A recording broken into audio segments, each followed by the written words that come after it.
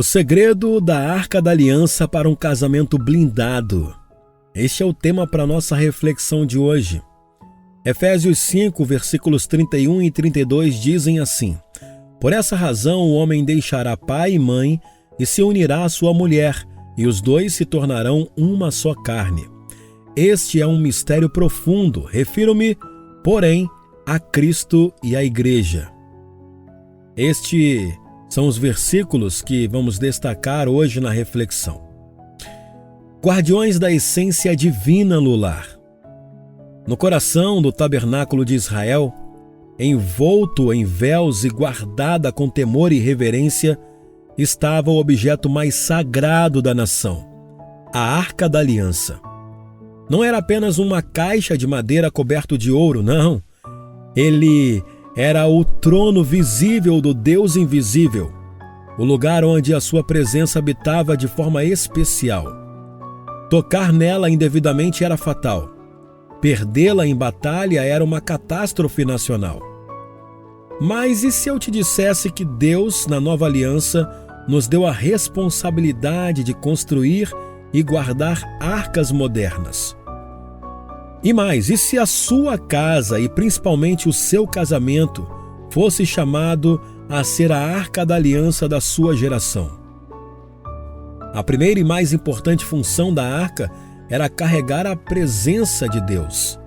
Da mesma forma, o chamado mais elevado para um lar cristão é ser um lugar onde a presença de Deus habita.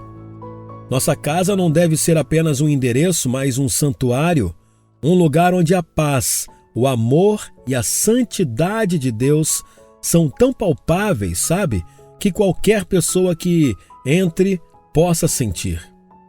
Nossa casa precisa revelar a aliança que fizemos primeiramente com Deus. Para entendermos como construir essa arca em nosso lar, podemos olhar para os símbolos da arca original. Então, vamos olhar para isso atentamente e desvendar os símbolos da arca para o nosso casamento. Em primeiro lugar, guardiões da essência, os querubins. Sabe, sobre a tampa da arca, o propiciatório, havia 2 querubins de ouro, um de frente para o outro, com suas asas estendidas, protegendo o lugar da aliança. Esta é uma imagem poderosa do casal cristão. Face a face. Os querubins olhavam um para o outro. O casal é chamado a viver em comunicação constante, com os olhos um no outro, e isso significa cultivar a intimidade, o diálogo e a parceria. Mesmo quando discordam, eles permanecem frente a frente, buscando a reconciliação, não virando as costas. E sempre no mesmo propósito.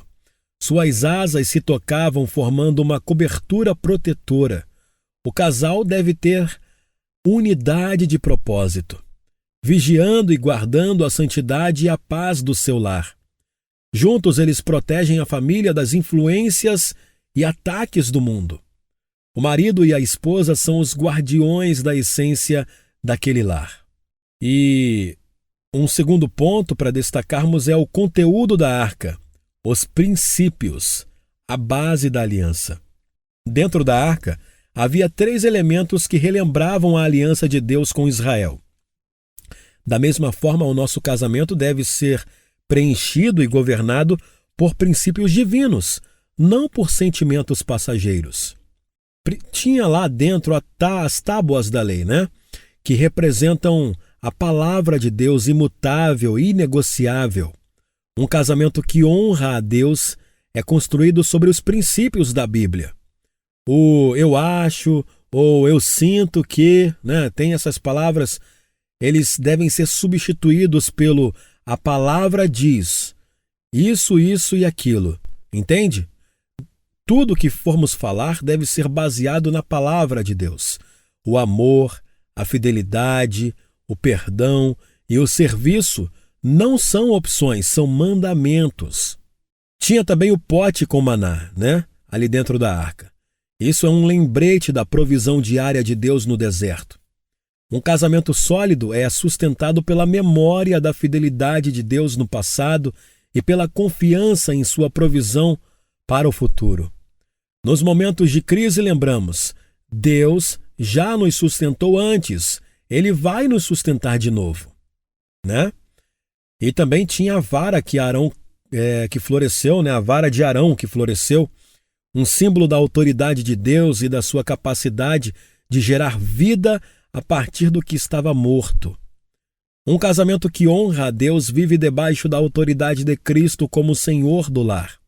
E mesmo que o relacionamento passe por um tempo de inverno, aparentemente morto, a submissão a Cristo pode fazer com que ele floresça novamente. Amém? Um casamento baseado em sentimentos é como uma casa na areia. Uma onda de decepção ou de dificuldade pode levar tudo facilmente.